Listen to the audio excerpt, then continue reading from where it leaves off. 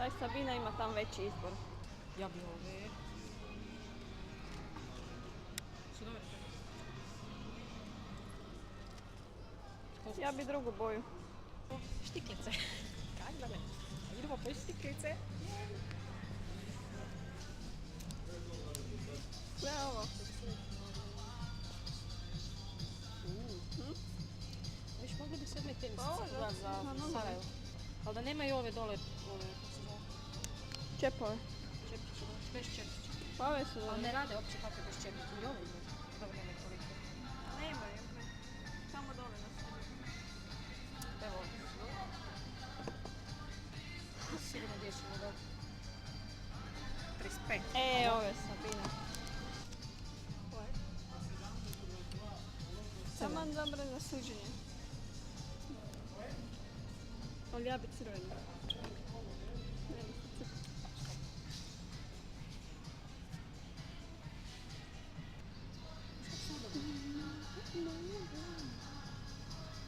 Dobre?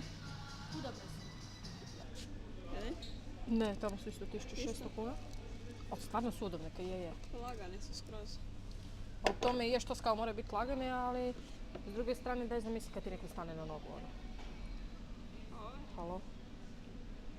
Ja, fuj, sintetika, ne valja to. Dođe 80 kuna, a u Adidasu su puno bolje.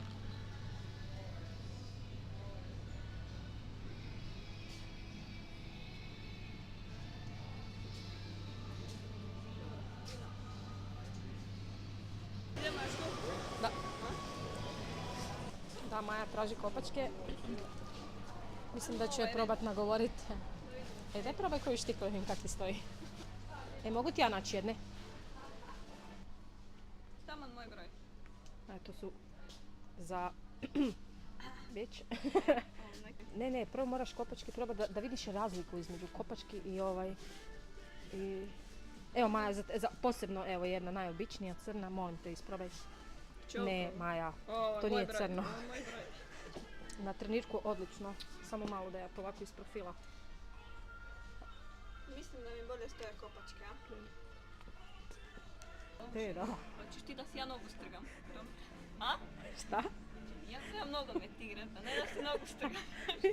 I onak si na klupi, Maja. Nije problem sjediti u tome.